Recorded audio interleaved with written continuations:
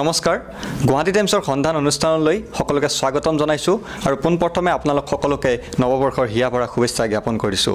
সন্ধান অনুষ্ঠানৰ জৰিয়তে আমি অসমৰ ৰাজনৈতিক সমাজ অৰ্থনীতিৰ লগত জড়িত বিভিন্ন ব্যক্তিৰ সৈতে কথা পাতিব বিচাৰিম আৰু তেওঁলোকৰ সৈতে বাৰ্তালাপ কৰি তেওঁলোকৰ পৰামৰ্শ তেওঁলোকৰ চিন্তাধাৰাসমূহক আপোনালোকৰ মাজত তুলি ধৰিবলৈ আমি চেষ্টা কৰিম। আজি সন্ধান অনুষ্ঠানৰ মাজত আমাৰ লগত উপস্থিত আছে এগৰাকী প্ৰাক্তন সাংবাদিক, বৰ্তমানৰ এগৰাকী জ্যেষ্ঠ বিজেপি দলৰ নেতা তথা অসম বিধানসভাৰ সন্মানীয় বিধায়ক শিলাদিত্য দেৱ ডাঙৰীয়া। আপোনাক আমাৰ অনুষ্ঠানলৈ স্বাগতম জনাইছোঁ। আপোনাক অনুষ্ঠানৰ মজিয়ালৈ স্বাগতম জনাই আপোনাক প্ৰথমে সুধিব বিচাৰিছোঁ, এগৰাকী সাংবাদিকৰ পৰা আপুনি ৰাজনীতিৰ পথাৰলৈ আহিলে আৰু ৰাজনীতিবিদ হিচাপে আপুনি এগৰাকী সফল ৰাজনীতিবিদ বুলি আমি ক'ব লাগিব, কিয়নো আপুনি অসম বিধানসভালৈ নিৰ্বাচিত হৈ আহিল। এই সাংবাদিকতাৰ পৰা ৰাজনীতিলৈ যি যাত্ৰা, এই যাত্ৰাৰ আৰু ৰহস্য কি, বা আপুনি ক'ত ভাবিলে বা কেতিয়া ভাবিলে যে মই সাংবাদিকতা এৰিম, মই ৰাজনীতিৰ পথাৰলৈ আহিম? কলেজৰ পৰাই ক'ব গ'লে যে মই কলেজ ইলেকশ্যনছ তেনেকৈ পলিটিকেলি খুব কনচিয়াছ আছিলোঁ আৰু প্ৰথমত ভাবিছিলোঁ যে ডক্টৰ হ'ম, আৰ্মি জইন কৰিম, কিন্তু পিছত গৈ দেখিলোঁ যে নহয়, মোৰ ষ্ট্ৰীমটো বেলেগ হৈ গ'ল। মই দিল্লীত গ্ৰেজুৱেশ্যনৰ পাছত 89ত মোৰ গ্ৰেজুৱেশ্যন হ'ল। 89ৰ শেষতে মই দিল্লী গ'লোঁ। গৈ পেলাই মই ছিষ্টেমছ মেনেজমেণ্ট আৰু ভাৰতীয় বিদ্যাভৱনত মই জাৰ্নেলিজমৰ ভৰ্তি হ'লোঁ, PG ডিপ্ল'মা। আৰু তাৰ পিছৰ পৰাই মই সাংবাদিকতা আৰম্ভ কৰিলোঁ আৰু বিশেষকৈ দিল্লীত মই বেছড আছিলোঁ। তাৰ বাবে পলিটিকেল কাভাৰেজটো বেছি আছিল। মই পাৰ্লিয়ামেণ্ট কাভাৰ কৰিছিলোঁ। যিসকল সাংসদ আমাৰ অসম বা নৰ্থ ইষ্টৰ পৰা জয়যুক্ত হৈ গৈছিলে, তেওঁলোকৰ ইণ্টাৰভিউ লোৱা, তেওঁলোকে পাৰ্লিয়ামেণ্টত কেনেকুৱা কি ধৰণৰ বক্তব্য ৰাখিলে, কি ধৰণৰ প্ৰশ্ন উত্থাপন কৰিলে, সেইখিনি গোটেই মই তেতিয়া মানে কাভাৰেজ দিছিলোঁ। আৰু ইণ্টাৰেষ্টিংলি 91ত কিন্তু মই বিজেপিও যোগদান কৰিছিলোঁ। আৰু যিসকল সাংসদ তেতিয়া অধিকাংশই মানে কংগ্ৰেছৰ সাংসদ আছিলে, AGPৰো আছিল, বিজেপিৰ দুজন আছিলে 91ত। তেওঁলোকে কিন্তু মোৰ লগত কেতিয়াও ডিছক্ৰিমিনেট কৰা নাই, ময়ো ডিছক্ৰিমিনেশ্যন কৰা নাই। মই যে ভাৰতীয় জনতা পাৰ্টীত যোগদান দি মই এটা ৰাজনৈতিক জীৱনো আৰম্ভ কৰিছোঁ, লগতে সেইখিনি কিন্তু মই সাংবাদিকতাৰ লগত কম্প্ৰমাইজ কৰা নাছিলোঁ। তেওঁলোকে যিখিনি কথা কয় সেইখিনিয়ে মই মানে লিখোঁ আৰু পাব্লিছ কৰাওঁ, কোনো ধৰণৰ টুইষ্টিং কৰা নাই। তো তেওঁলোকৰ এটা কনফিডেঞ্চ আছিলে যে শিলাদিত্য বিজেপি কৰিলেও আমাৰ কথাখিনি তেওঁ শুদ্ধভাৱে উত্থাপন কৰিব মিডিয়াত। তো সেইকাৰণে টিল 1996 মই সাংবাদিকতা কৰিলোঁ। আছাম ট্ৰিবিউনতো মই কাম কৰিলোঁ অলপ সময়, তাতে কৰস্পণ্ডেণ্ট হিচাপে। চেণ্টিনেলতো মই কৰস্পণ্ডেণ্ট আছিলোঁ। ছান মেগাজিনত কাম কৰিলোঁ। তাৰপিছত মই বহুত ডকুমেণ্টাৰী ফিল্মছো বনালোঁ বিভিন্ন সমস্যাৰ ওপৰত নৰ্থ ইষ্টৰ, সেইখিনি কৰি পেলাই তাৰপিছত 98ত যেতিয়া আমাৰ চৰকাৰ হ'ল, তেতিয়া মই একদম ফুল ফ্লেজেড গভৰ্ণমেণ্টত আহি গ'লোঁ। আৰু সাংবাদিকতা মোৰ ইনফেক্ট 96তে ক'ব পৰা যায় যে মানে মই এৰি পেলাই ৰাজনীতিক জীৱনত ফুল ফ্লেজেড মানে প্ৰৱেশ কৰিলোঁ। হয়, আমি আপোনাৰ ৰাজনৈতিক জীৱনৰ প্ৰসংগলৈ আহিছোঁ যেতিয়াই আমি দেখা পাওঁ বিগত 2.5 বছৰ আপোনালোকৰ যি দলৰ চৰকাৰ আছিলে, সেই 2.5 বছৰৰ চৰকাৰৰ দিনত আপুনি যিবোৰ কথা কয় বা যিবোৰ মন্তব্য কৰে সেইসমূহ প্ৰায় অপ্ৰিয় হ'লেও কেতবোৰ বিতৰ্কৰ সৃষ্টি কৰে। আচলতে আপুনি বিতৰ্কিত কথা কৈ বাবে বিতৰ্কৰ সৃষ্টি হয় নে বিতৰ্ক বা আপুনি মানে আপুনি নজনাকৈ কিছুমান কথা কয় বা আপুনি কাৰোবাৰ বেয়া পোৱা কিছুমান কথা কৈ বাবে বিতৰ্কৰ সৃষ্টি হয়? যদি মোৰ কথাবিলাক যদি আপোনালোকে নিউজ পেপাৰত পঢ়ে তেতিয়া অলপ বিতৰ্কটো কম, আৰু টিভিৰ মাধ্যমত যদি শুনে তেতিয়া বিতৰ্কটো অলপ বেছি। কাৰণ টিভি নিউজ হৈছে আজিকালি fast news, breaking news, competition, TRP। তো তাৰ বাবে মোৰ যিখিনি সঁচা কথা সেইখিনি যদি শুদ্ধভাৱে দিয়া যায় তেতিয়াহ'লেতো টিভিয়ে TRP নাপাব। সেইকাৰণে কিছুমান শব্দ তেওঁলোকে প্ৰয়োগ কৰে আৰু তাৰ কাৰণে কি হৈছে তেওঁলোকৰ TRP বাঢ়ি যায়, কিন্তু আমাক মানে এনেকুৱা এটা দেখুওৱা হয় যে আমি বিতৰ্কিত। কিন্তু আজিলৈকে মই এনেকুৱা কোনো ধৰণৰ কথা কোৱা নাই য'ত অসমীয়া বা অসমৰ স্বাৰ্থত আঘাত পাইছে। মই সদায় অসম আৰু অসমীয়াৰ স্বাৰ্থতে মাত মাতি গৈছোঁ। যদি মই কৈছোঁ যে আমি অসম বচাব লাগে বুলি, এইটোতো বিতৰ্ক হ'ব নালাগে। মই যদি কৈছোঁ যে আমি বাংলাদেশী মুছলমান মুক্ত অসম বনাব লাগে, সেইটোতো বিতৰ্ক হ'ব নালাগে। সেইকাৰণে মই যদি কৈছোঁ যে অসমীয়া মানুহৰ ৰাজনৈতিক যিটো অধিকাৰ সেইখিনি সাব্যস্ত হ'ব লাগে, সেইটোতো বিতৰ্কিত নহয়। তো মোৰ কি ধৰণৰ বিতৰ্ক মন্তব্য কৰিছোঁ এতিয়ালৈকে, মোক যদি কোনোবাই স্পেচিফিকেলি কৈ দিয়ে যে এইখিনি কথা আপুনি কৈছে আৰু এইটো ইলিগেল বা আনকনষ্টিটিউচনেল, তেতিয়া মই ক'ব পাৰোঁ যে মই বেয়া কিবা এটা কৈছোঁ, কিন্তু তেনেকুৱা ধৰণৰতো হোৱা নাই। আপুনি ক'লে যে অসমখন ৰক্ষা কৰিবলৈ হ'লে বাংলাদেশী মুছলমান মুক্ত কৰিব লাগিব, আমি 100% আপুনি আপোনাক সমৰ্থন জনাওঁ, বাংলাদেশী মুক্ত কৰিব লাগিব। কিন্তু কেৱল বাংলাদেশী মুছলমানেই কিয়, বাংলাদেশী যিবোৰ অবৈধভাৱে হিন্দু ব্যক্তি প্ৰৱেশ কৰিছিলে 1971 চনৰ পৰৱৰ্তী সময়ছোৱাত, তেওঁলোকক চাওক, এতিয়া কথাটো হৈছে কি, আমি যেতিয়া হিন্দু শৰণাৰ্থীৰ কথা ক'ম, তেতিয়া ভাৰতবৰ্ষৰ চৰকাৰ কি ধৰণে সেইখিনি চাই এইটো আমি চাব লাগিব। কাৰণ যিসকল হিন্দু আহিছে তেওঁলোকে গোটেই যে বাংলাদেশৰ পৰা আহি অসমত প্ৰৱেশ কৰিছে তেনেকুৱা নহয়। আৰু 1971 পিছত হিন্দু অনুপ্ৰৱেশকাৰী নাই বুলিলেও চলে। খালি কথাটো একমাত্ৰ এয়া যে তেওঁলোকৰ ওচৰত কাগজ পত্ৰ নাই, তেওঁলোকে সেইটো প্ৰতিষ্ঠা কৰিব পৰা নাই তেওঁলোকে যে ভাৰতত 1971 আগত আহিছে। কিন্তু 1971 পিছত অহা বাংলাদেশী মুছলমানৰ হাতত গোটেই কাগজ পত্ৰ আছে, আৰু তাৰ বাবে তেওঁলোকৰ নাম অন্তৰ্ভুক্ত হৈছে NRCত। আৰু সেইকাৰণে আপোনালোকে যদি চাই যে ধুবুৰী বা বৰপেটা বা ধৰক যিবিলাক বৰ্ডাৰ এৰিয়াজ আছে, তাতে দেখোন বিদেশীৰ সংখ্যা একদম নাই। তাতে দেখোন আপোনাৰ 90%, 95%, 97% লৈকে নাম অন্তৰ্ভুক্ত হৈ গৈছে। তাৰমানে কি আমি এয়া ক'ব বিচাৰিছোঁ নেকি যে বৰ্ডাৰ অঞ্চলবিলাকত বিদেশী নাই আৰু গোটেই বিদেশী এতিয়া হোজাই আৰু গুৱাহাটী আৰু মানে কি বুলি ক'ব লামডিঙত আহি গৈছে নেকি? তেনেকুৱাতো নহয়। সেইকাৰণে মই ভাবোঁ তাতে কিছুমান ষড়যন্ত্ৰ আছে, ডাঙৰ ষড়যন্ত্ৰ আছে। আৰু এয়া ষড়যন্ত্ৰ আজিৰ নহয়, 1936 পৰা ছৈদুল্লাৰ আমলৰ পৰা এয়া চলি আহিছে। সেইকাৰণে অসমীয়া ৰাইজে এইটো বুজি পাইছে। অসমীয়া ৰাইজে যে এইটো বুজি পোৱা নাইটো নহয়, পুৰা বুজি পাইছে। আৰু নহ'লে এই পঞ্চায়ত ৰিজাল্ট এই ধৰণৰ ফলাফল নাহিলেহেঁতেন। হয়, আপুনি ক'লে যে NRCত বাংলাদেশী মুছলমানৰ নাম অন্তৰ্ভুক্ত হৈছে। যিটো সময়ত NRCৰ খচৰা প্ৰকাশৰ পাছত আপোনাৰ দলৰ বৰ্তমানৰ নেতৃত্ব, শীৰ্ষ নেতৃত্ব, সেয়া কেন্দ্ৰীয় হওক বা ৰাজ্যিক পৰ্যায়ৰ নেতৃত্বই হওক বা মুখ্যমন্ত্ৰীয়ে হওক, NRCক লৈ বাহ ল'ব বিচাৰিছে, NRCক তেওঁলোকে সফল বুলি ক'ব বিচাৰিছে। তেনে ক্ষেত্ৰত আপুনি এগৰাকী শাসকীয় দলৰ বিধায়ক হৈ যদি NRCক বিৰোধিতা কৰে, আমি দেখা পোৱা নাই বা আমি সেই সম্পৰ্কে হয়তো জ্ঞাত নহ'ব পাৰোঁ যে আপুনি দলীয় মঞ্চত বা উপযুক্ত মাধ্যমত সেইসমূহ উত্থাপন কৰিছেনে কেতিয়াবা? চাওক, মই কেতিয়াও NRCৰ বিৰোধিতা কৰা নাই। আমাৰ দল যেনেকৈ ছাপোৰ্ট কৰিছে NRCক, আমাৰ চৰকাৰে যি প্ৰকাৰে ছাপোৰ্ট কৰিছে NRCক, তেনেকুৱা প্ৰত্যেকজন ভাৰতীয় জনতা পাৰ্টীৰ কৰ্মীয়ে আমি NRCক সমৰ্থন কৰোঁ। কাৰণ আমি অসম বচাব বিচাৰিছোঁ। আৰু NRC খালি অসমত কিয়, গোটেই ভাৰতত হ'ব লাগে। কাৰণ যিসকলৰ নাম NRCত নাহিব, কালি কি গেৰেণ্টি? কাৰণ বাংলাদেশেতো তেওঁলোকে ঘূৰি নাযায়, বা আমাৰ বাংলাদেশৰ লগততো এই ধৰণৰ কোনো এগ্ৰিমেণ্ট নাই যে তেওঁলোকক আমি ইয়াৰ পৰা বিতৰিত কৰিব পাৰিম। আল্টিমেটলি কি হ'ব, এইখিনি মানুহ গৈ বহিব আগত দিল্লী, বম্বে, মাদ্ৰাজ, চেন্নাই এইবিলাকত গৈ বসবাস কৰিব, আৰু 10-20 পিছত আকৌ ঘূৰি আহিব পাৰিব, হয়নে নাই?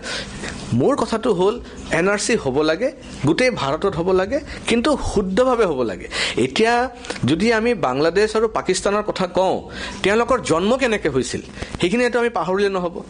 আমি খালি 1971 কিবা এটা এগ্ৰিমেণ্ট হৈছে বুলি আমি মানে একদম চকু বন্ধ কৰি মানে হিন্দুখিনিও মানে বিদেশী কৰিব লাগিব বুলি ক'লে, সেই কেইজনমানৰ নেতৃত্বত ক'লেতো আমি সেইখিনি মানি নলওঁ। ভাৰতৰ কোনো মানুহে মানি নলয়। কোনো কি বুলি কয়, হিন্দু মানে যিসকল আমাৰ মানুহ আছে তেওঁলোকেতো ফটকৈ মানি নলয়। কিয় মানি নল'ব? কাৰণ দেশ বিভাজন হৈছিল ধৰ্মৰ ভিত্তিত, এইটোতো অস্বীকাৰ কৰিব নোৱাৰে। 1947 ভাৰতৰ বিভাজন কিয় হৈছিলে? কাৰোবাক প্ৰধানমন্ত্ৰী হ'বৰ কাৰণে মন্ত্ৰী হ'বৰ কাৰণে ধৰ্মৰ ভিত্তিতে কৰিছিল। আজি ধৰ্মৰ ভিত্তিত যদি বিভাজন নহ'লেহেঁতেন তেতিয়াতো বাংলাদেশ পাকিস্তান ভাৰততে থাকিলেহেঁতেন, আমি একেলগত থাকিলোহেঁতেন, আমাৰ কি প্ৰব্লেম আছিল, একো নাই। কিন্তু কোনে বিচাৰিলে যে এই দেশ বিভাজন হ'ব লাগে আৰু ধৰ্মৰ ভিত্তিত হ'ব লাগে?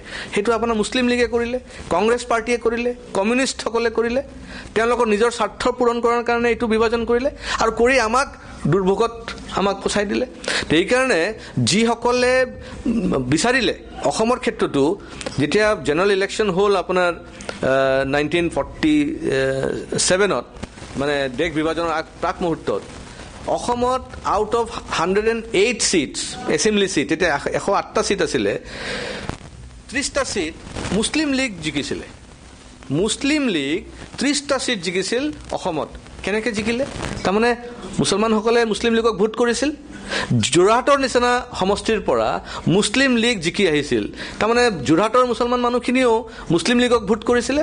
তাৰমানে কিয় ভোট কৰিছিলে মুছলিম লীগক? তাৰমানে তেওঁলোকে অসমত থাকিব বিচৰা নাই, মানে ভাৰতত থাকিব বিচৰা নাই।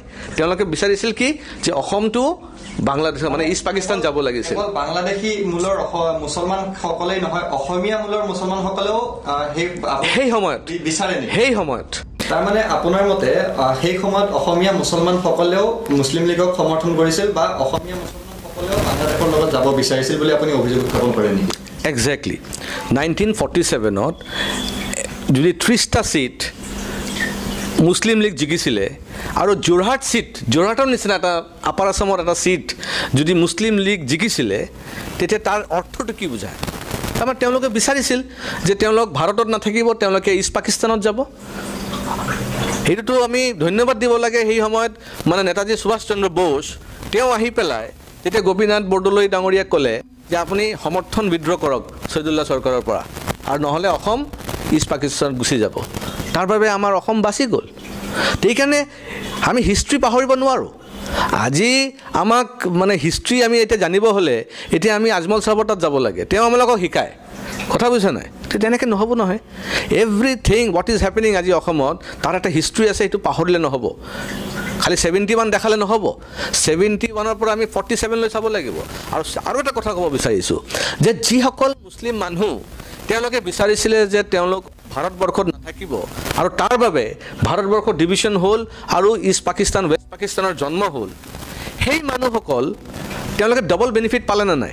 এটা বেনিফিট পালে কি তেওঁলোকৰ নিজৰ এটা দেশ পাই গ'ল ধৰ্মৰ ভিত্তিত, আৰু এটা বেনিফিট কি পালে আমাৰ অসমত আন্দোলন হোৱাৰ বাবে 1971 হৈ গ'ল কাট অফ ইয়াৰ, গোটেই ভাৰতবৰ্ষত কাট অফ ইয়াৰ হৈছে 51। আমি যে 20 বছৰত যে আমি এক্সট্ৰা টাইম দি দিলোঁ, এক্সট্ৰা প্ৰিভিলেজ দি দিলোঁ, তো যিসকল মুছলিম মানে তেওঁলোকে দেশ পাই গ'ল, তেওঁলোকে 20 বছৰৰ বাবে আকৌ চিটিজেনশ্বিপো পাই গ'ল।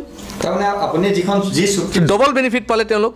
1971 চনত অসম চুক্তিৰ জৰিয়তে গ্ৰহণ কৰা হৈছিলে আৰু অসম চুক্তিক আজি সকলো দল সংগঠনে সেই সময়তো মানি লৈছিলে, আজিও মানি লয়। নাই, এটা হৈছে অসম চুক্তি এটা বস্তু, সেই সময়ত অসমৰ পৰিৱেশ এনেকুৱা এটা উত্তপ্ত হৈ গৈছিল যে তাক কেনেকৈ আমি বচাব পাৰে সেই বিষয়ে চিন্তা। কিন্তু মই ভাবোঁ যে 71 কাট অফ ইয়াৰ কৰাটো আমাৰ কাৰণে বহুত দুৰ্ভাগ্যৰ কথা হ'ল, কাৰণ গোটেই ভাৰতবৰ্ষত 1951 হৈছে কাট অফ ইয়াৰ। আজি মই যদি মোৰ নিজক যদি ভাৰতীয় হিচাপে যদি প্ৰতিষ্ঠা কৰিব লাগে, মই যদি পশ্চিম বাংলাত যাওঁ, মই যদি ত্ৰিপুৰাত যাওঁ, মই যদি মহাৰাষ্ট্ৰত যাওঁ, তেতিয়াহ'লে মোৰ 1971ৰ কাগজ দেখালে নহ'ব, মোৰ 51ৰ কাগজ দেখাব লাগিব। কিন্তু অসমত আহিলে আপুনি 20 বছৰ পিছৰ কাগজ দেখালেও হ'ব। তাৰমানে আৰু বাংলাদেশী সোমাই গ'ল। আমি কিয় কৰিলোঁ সেইটো? আমিতো 20 বছৰৰ বাবে আৰু বেছি আমি বাংলাদেশী মূলৰ মুছলমানখিনিক আমি লৈ ল'লোঁ। তাৰমানে অসম চুক্তি অসমীয়া খিলঞ্জীয়াৰ ৰক্ষাৰ দলিল নে অসমৰ খিলঞ্জীয়াৰ ধ্বংসৰ দলিল? এইটো ধ্বংসৰ দলিল, একদম ধ্বংস দলিল। কাৰণ 51 কাট অফ ইয়াৰ আমি মানি লোৱা নাই, আমি 71 মানি লৈছোঁ। সেইটো মানে দুৰ্ভাগ্যৰ কথা, আমাক ধ্বংস কৰিছে। আৰু মই এটা কথা ক'ব বিচাৰিছোঁ, সেই সময়ত যিসকল নেতৃত্ব দি আছিলে তেওঁলোকে কিন্তু প্ৰত্যেকজন ঘৰত যাব লাগিছিল, সুধিব লাগিছিল অসমীয়া মানুহক যে আমি এই গৈ আছোঁ দিল্লী, গৈ পেলাই 71 কাট অফ ইয়াৰ কৰিব বিচাৰিছোঁ, আপোনালোকৰ ৰায় দিয়ক। এজনো অসমীয়া মানুহ সেইটো ৰায় নিদিলেহেঁতেন। প্ৰয়োজন পৰিলে 6 বছৰ কিয়, আৰু 10 বছৰমান আন্দোলন হ'লেহেঁতেন।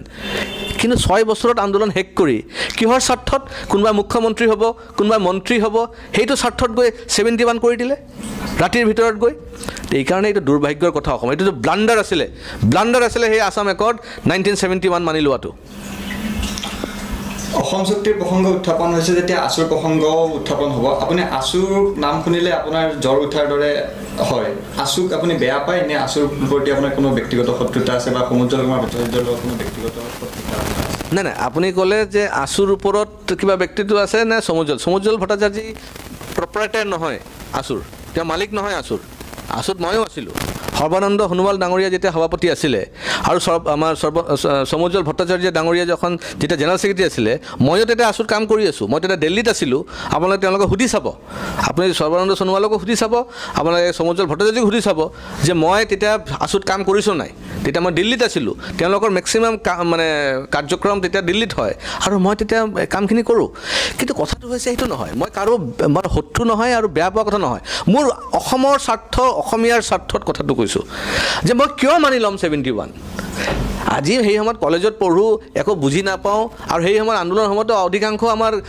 ষ্টুডেণ্টবিলাক বুজিয়ে নাপায় ওলাই বুলি ক'লে সকলোৱে ওলাই আহে বুজি পাইছে বুজি পোৱা নাই পিছৰ কথা কিন্তু আজিতো আমি বুজি পাইছোঁ আজিতো আমাৰ জ্ঞানটো আহিছে যে আৰে গোটেই ভাৰতবৰ্ষত এটা ব্লাইণ্ডাৰ আছিলে অসম আন্দোলনটো ব্লাণ্ডাৰ নাছিলে অসম আন্দোলনটো কেতিয়াও ব্লাণ্ডাৰ হ'ব নোৱাৰে কাৰণ এইটো এটা জাতিৰ ৰক্ষাৰ বাবে এটা আন্দোলন আছিলে কিন্তু নাই তাৰমানে কথাটো হৈছে কি চাওক সেই সময়ত যদি আমাৰ সেই সৰু সৰু ষ্টুডেণ্টছবিলাক যদি বুজি পালেহেঁতেন আমি আন্দোলনখন আৰু আগুৱাই লৈ যাব পাৰিলোহেঁতেন কিছুমান নেতৃত্বৰ লালচৰ বাবে সেই আন্দোলনখন সমাপ্ত কৰি পেলাই তেওঁলোকে এগ্ৰিমেণ্টটো কৰি দিলে আৰু 71 কাট অফ ইয়াৰ কৰি দিলে সেইখিনি আমি আৰু আগুৱাই লৈ যাব পাৰিলোহেঁতেন কি কম্পালচন আছিলে আমি কি আৰু 10 বছৰ চলাব নোৱাৰিলোহেঁতেন নেকি নে অসমীয়া ল'ৰা ছোৱালী কি কমজোৰ পৰি গৈছিল নেকি মোৰ কথাটো হ'ল যে 71 কিয় 855 জন শ্বহীদ হৈছিল কি এইটোৰ কাৰণে নেকি যে আমি মানে 71টো মানি ল'ম আৰু 20 বছৰৰ বাবে গোটেই বাংলাদেশী মিয়াখিনিক আমি ভৰাই ল'ম ইয়াতে সেইটোতো কেতিয়াও হ'ব নোৱাৰে এইটো কৈছোঁ এইকাৰণে মই কৈছোঁ এইটো এটা ব্লাণ্ডাৰ হৈছে দুৰ্ভাগ্যৰ কথা আজি অসমৰ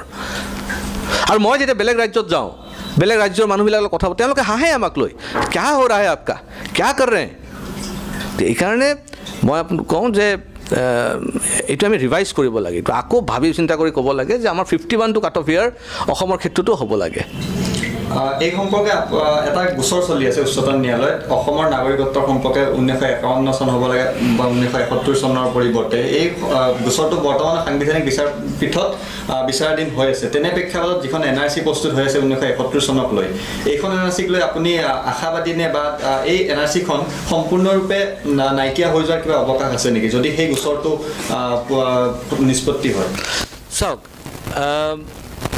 NRC যিটো হৈ আছে তাতে অলপ খামখেলি আছে তাতে টেকনিকেল অলপ প্ৰব্লেমছ আছে কাৰণ কালি যদি সুপ্ৰিম কোৰ্টে এইটো ৰায় দিয়ে যে 51 কাট অফ ইয়াৰ হ'ব তেতিয়া কি পৰিস্থিতি হ'ব আমাৰ তেতিয়াতো ভয়াৱহ পৰিস্থিতি হ'ব 71 হোৱাৰ পিছতে ভয়াৱহ পৰিস্থিতি 51 হ'লেতো আৰু ভয়াৱহ হ'ব কিন্তু আমি সেইটো কাৰণে প্ৰস্তুত হ'ব লাগিব আমি কিয় আমি গোটেই বাংলাদেশীবিলাক আমি ইয়াতে আমি লৈ ল'ম আচলতে এই NRCখনত যি আপুনি ফেইলিয়াৰ আছে বা আপুনি কিবা প্ৰমাণ দোষ আছে বুলি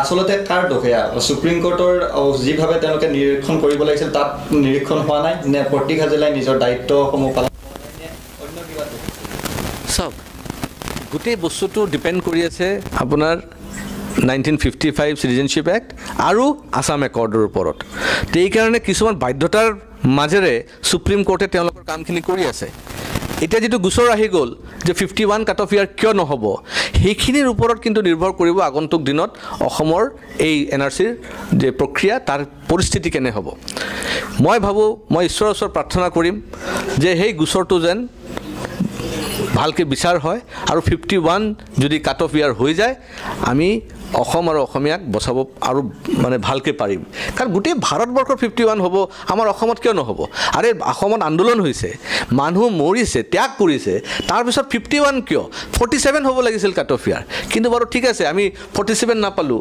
কিন্তু 51 তুমি পাব লাগে যদি 1951 চনত আমি ৰাষ্ট্ৰীয় নাগৰিকপঞ্জী হিচাপে লৈ এখন NRC আপডেট কৰোঁ তেনেহ'লে 1951 চনৰ পিছত যিসকল হিন্দু বা মুছলমান বাংলাদেশৰ পৰা অসমত প্ৰৱেশ কৰিছিল সেইসকলক আপুনি সকলোকে বিতৰণ কৰাৰ পক্ষত আপুনি চাওক হিন্দু বিষয়টো নেচাৰেলি মুছলমান তেওঁলোকে দেশ বিভাজন কৰিছে হিন্দুৱেতো কেতিয়াও বিচৰা নাছিলে যে আমাৰ দেশখিনি গুচি যাওক এতিয়া ফৰ এক্সাম্পল যোনটো মানুহৰ সে জন্ম চিলেট জিলাত হৈছিলে ঠিক আছে তেওঁ চিলেটৰ নাগৰিক চিলেটটো ক'ত আছিলে অসমত আছিলে তো অসমৰ যে মানুহ আছিল তেওঁক জোৰ জবৰদস্তি মানে পঠাই দিয়া হ'ল ইষ্ট পাকিস্তানত সেইখিনি মানুহ তাহাঁতে মাৰপিট কৰি মাৰ্ডাৰ কৰি পেলাই হেক কৰি পেলালে বা কনভাৰ্ট কৰালে বা পলায়ন কৰিলে, সেই মানুহখিনি ক'ত যাব? কাৰণ অসমত আছিলেতো অসমতে প্ৰৱেশ কৰিব। বেলেগ জেগাৰ হয়তো হিন্দুখিনি হয়তো দিল্লীতো যাব পাৰে। আজি গোটেই ভাৰতত প্ৰত্যেকটা ৰাজ্যত কিন্তু আছে। আমাৰ এটা ভুল ধাৰণা, আমাৰ কিছুমান এই নেতা আছে, তেওঁলোকে মানে এটা কমিউনিষ্ট বেকগ্ৰাউণ্ডৰ নেতা, তেওঁলোকে কিছুমান ভুল তথ্য ৰাইজৰ ওচৰতে ৰাখে যে হিন্দুখিনিও যাব লাগে, মুছলিমখিনি কিয় কৰিব খালি। আৰে মুছলমানেতো তেওঁলোকৰ দেশ লৈ গৈছে, তেওঁলোকে বিভাজন কৰিছে, হিন্দুখিনিতো কৰা নাই নহয়। তো হিন্দুখিনি যেতিয়া কৰা নাই, তেওঁলোকৰ ওপৰত নিৰ্যাতন কৰি আছে, সেই হিন্দুখিনি গৈছিল ক'ৰ পৰা? এইটো ভাৰত ভূমিৰ পৰা গৈছিলতো। ইষ্ট পাকিস্তানৰ জন্মটো চাইনাৰ পৰা হোৱা নাই, ৱেষ্ট পাকিস্তানৰ জন্মটো আপোনাৰ লণ্ডনৰ মানে ব্ৰিটেইনৰ পৰা হোৱা নাই, জন্মটো লৈছে ভাৰতৰ পৰা। এইখিনি মানুহ ভাৰতৰ পৰা গৈছিল, কিন্তু কাৰ দুখত গৈছিলে? আৰু যিসকল নিৰ্যাতিত হৈছে তেওঁলোকৰ দায়বদ্ধতা কোনে ল'ব? ভাৰত ভূমিটো এনেকুৱা চকু বন্ধ কৰিব নোৱাৰে নহয় যে নিজৰ সন্তান গৈ এটা বেলেগ জেগাত গৈ নিৰ্যাতিত হ'ব। কিন্তু আপোনাৰ এনেধৰণৰ মন্তব্যবোৰ ভাৰতবৰ্ষৰ সংবিধানৰ ধৰ্ম নিৰপেক্ষতাৰ সেই শব্দটোক ব্যাঘাত নকৰে নেকি? চাওক, ধৰ্ম নিৰপেক্ষতাৰ কথাটো ভাৰতবৰ্ষ কিন্তু ধৰ্ম নিৰপেক্ষতা আজিৰ পৰা নহয়, যেতিয়াৰ পৰা ভাৰত নাম হৈছে তেতিয়াৰ পৰা আমি ধৰ্ম নিৰপেক্ষতা, আৰু ধৰ্ম নিৰপেক্ষতা হোৱাৰ বাবেই আজি মুছলমানসকলে কিন্তু নিজৰ দেশ ল'ব পাৰিছে। তেওঁলোকে এইটো দুৰ্ভাগ্যৰ কথা যে আমি ইমান ধৰ্ম নিৰপেক্ষতাত আমি বিশ্বাস কৰোঁ যে আমাৰ ভাৰতক বিভাজন কৰি পেলাই দুটা ৰাষ্ট্ৰৰ জন্ম দি দিলে, সেয়াও আকৌ ইছলাম ভিত্তি। তো সেইটো কিহৰ ধৰ্ম নিৰপেক্ষতা আছিল সেই সময়ত? আৰু সংবিধানত তাৰপিছত আকৌ উল্লেখ কৰি দিলে 72nd এমেণ্ডমেণ্টৰ পিছতে এইটো আহি গ'ল কি যে ভাৰত এতিয়া ছেকুলাৰ ষ্টেট হ'ব। এই ছেকুলাৰ ষ্টেট হোৱাৰ পিছত আৰু ছেকুলাৰিজমক ধ্বংস কৰি দিলে আগৰ চৰকাৰবিলাকে। তেওঁলোকে মাইনৰিটিৰবিলাকৰ এপিছমেণ্টৰ বাহিৰত আৰু একো নকৰিলে, আৰু হিন্দুৰ ওপৰতে নিজৰ দেশত নিজৰ মাতৃভূমিত নিৰ্যাতন হৈ থাকিল। আজি আপুনি বিজেপি দলত থাকি ছেকুলাৰিজিম শব্দটো বা ছেকুলাৰিজিমে আপোনাক ভাৰতবৰ্ষক ধ্বংস কৰিলে বুলি আপুনি কৈছে, কিন্তু সেই সময়ত যিসকল বিজেপিৰ নেতা আছিলে কিন্তু সেই সময়ত তেওঁলোকেও এই ধৰ্মনিৰপেক্ষ শব্দটোক সমৰ্থন কৰিছিল বা ভাৰতবৰ্ষৰ সংবিধানত ধৰ্মনিৰপেক্ষ শব্দটো থাকিব লাগে বুলি কৈছিলে। গতিকে আপোনাৰ এনেধৰণৰ স্ববিৰোধী স্থিতি আৰু দল বিৰোধী স্থিতি নহয় জানো? চাওক, ভাৰতবৰ্ষৰ সংবিধান কোনে বনাইছিলে? ভীমৰাও আম্বেদকাৰ। তেতিয়া এটা কনষ্টিটিউশ্যনেল কলেজ বনোৱা হৈছিলে, এছেম্বলি এটা বনোৱা হৈছিলে। সেই এছেম্বলিত কিন্তু ছেকুলাৰ শব্দটো নাছিল, আছিল জানো? আমাৰ ভাৰতৰ যেতিয়া জন্ম মানে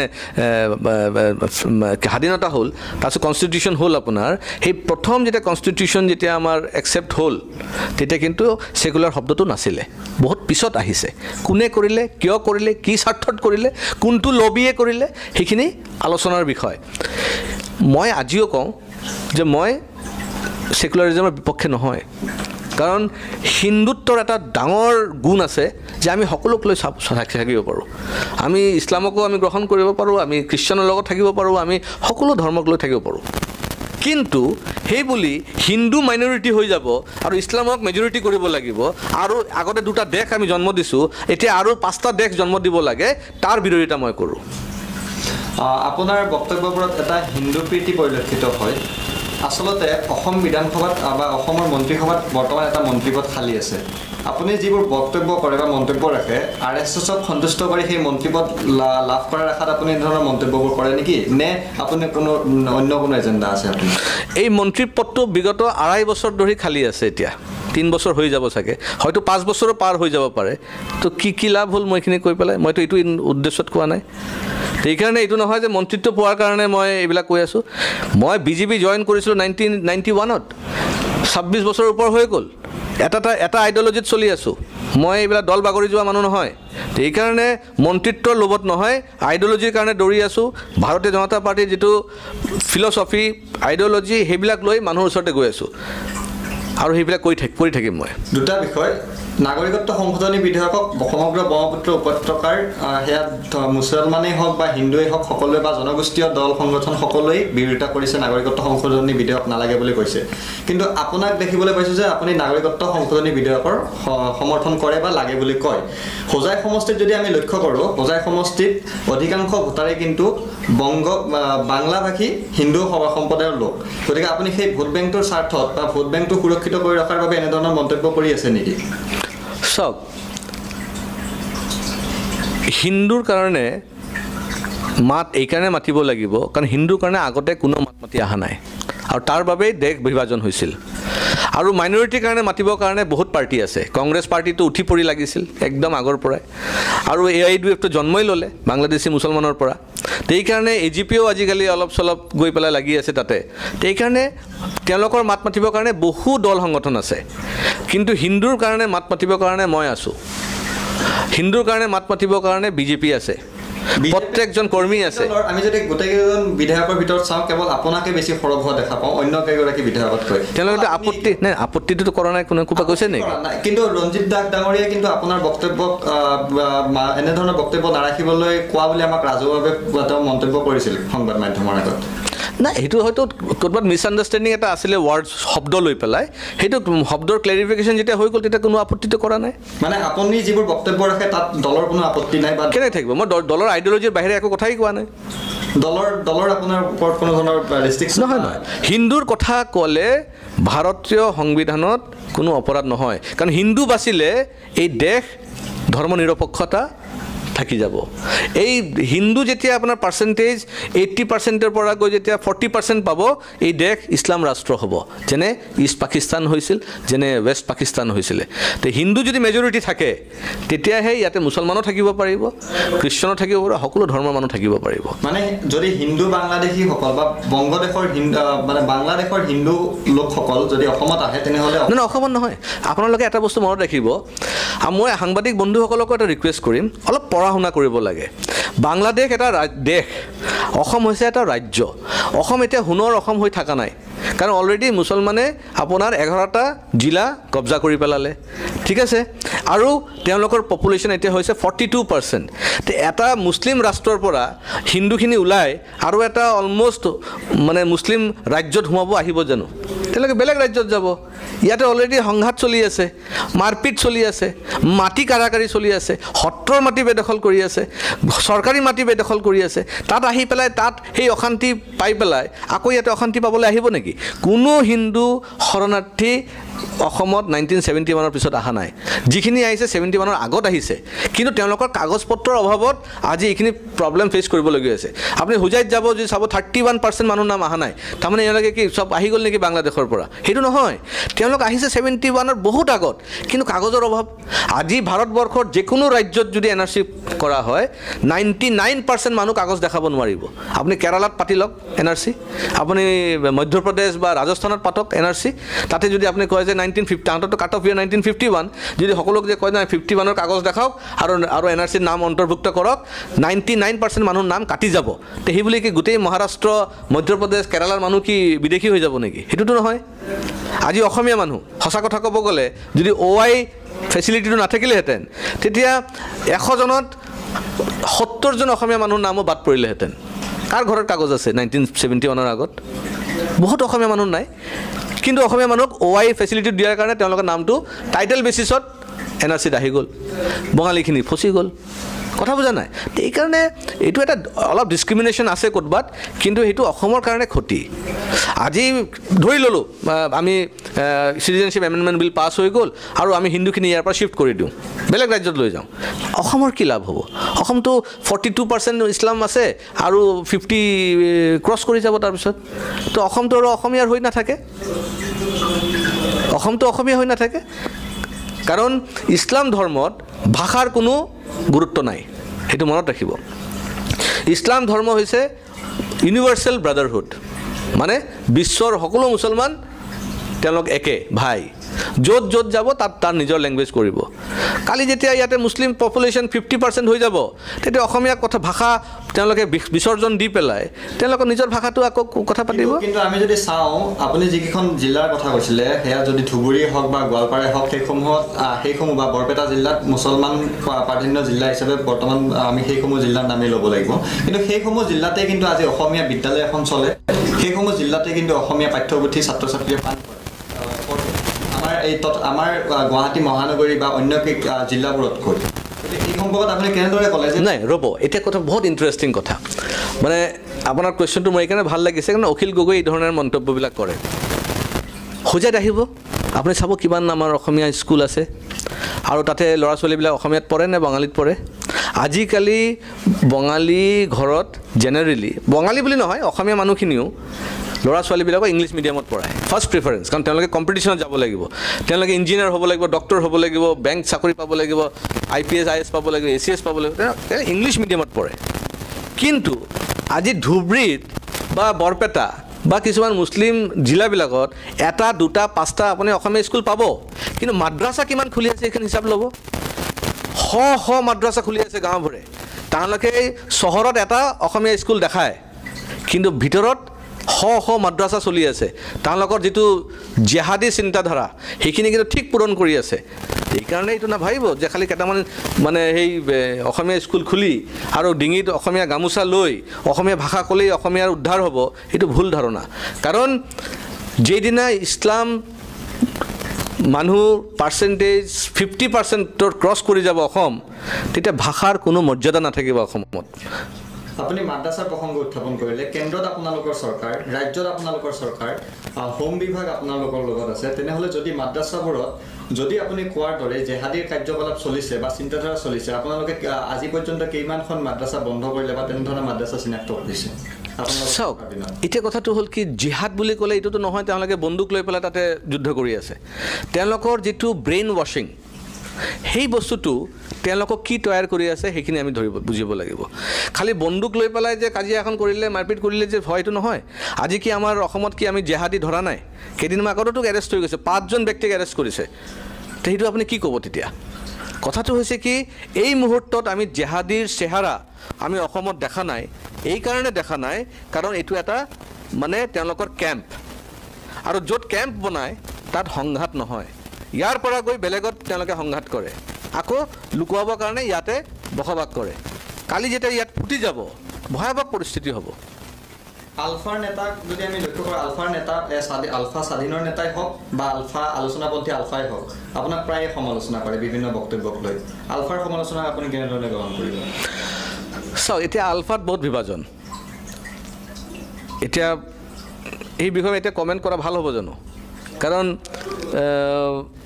এটা শান্ত পৰিৱেশ এটা আহিছে তেওঁলোকেও বুজিছে সঁচা কি মিছা কি আৰু অলপতে মই যিটো জিতেন দত্ত ডাঙৰীয়াৰ ভাৰ্চন শুনিলোঁ ভাল লাগিছে অসমৰ স্বাৰ্থত অসমীয়াৰ স্বাৰ্থত যিখিনি কথা তেওঁ কৈছে মোৰ ভাল লাগিছে আৰু ময়ো একেটাই কথা কওঁ কাৰণ আমি অসম আৰু অসমীয়া বচাব লাগে তাতে কোনো দুই মত নাই খালি কথাটো হ'ল যে কনফ্লিক্টটো ক'ত বাংলাদেশী মুছলিম আৰু বাংলাদেশী হিন্দুক লৈ বাংলাদেশী হিন্দুৰ লাইবিলিটিটো অসম চৰকাৰৰ নহয় বাংলাদেশী হিন্দুৰ লাইবিলিটি হৈছে ভাৰত চৰকাৰত সেইকাৰণে আমি ইমান চিন্তিত হ'ব নালাগে আমি আজি সন্ধান অনুষ্ঠানৰ মজিয়াত শিলাদিত্য দেৱ ডাঙৰীয়াৰ সৈতে বহুখিনি কথা পাতিলোঁ তেওঁৰ চিন্তাধাৰা তেওঁৰ আদৰ্শ সম্পৰ্কে আমি বহুখিনি কথাই পাতিলোঁ আমি যি প্ৰশ্ন কৰিছিলোঁ এয়া আপোনালোকৰ সাধাৰণ অসমীয়াৰ মনত উদ্বেগ ঘটা কেতবোৰ প্ৰশ্ন আমি তেওঁলৈ পোনপটীয়াভাৱে দাঙি ধৰিছিলোঁ তেওঁৰ উত্তৰত আৰু আমাৰ প্ৰশ্নত আপোনালোকে কিমান দূৰ সন্তুষ্ট আমাক কমেণ্টৰ জৰিয়তে জনাবলৈ নাপাহৰিব আৰু বহু ব্যস্ততাৰ মাজত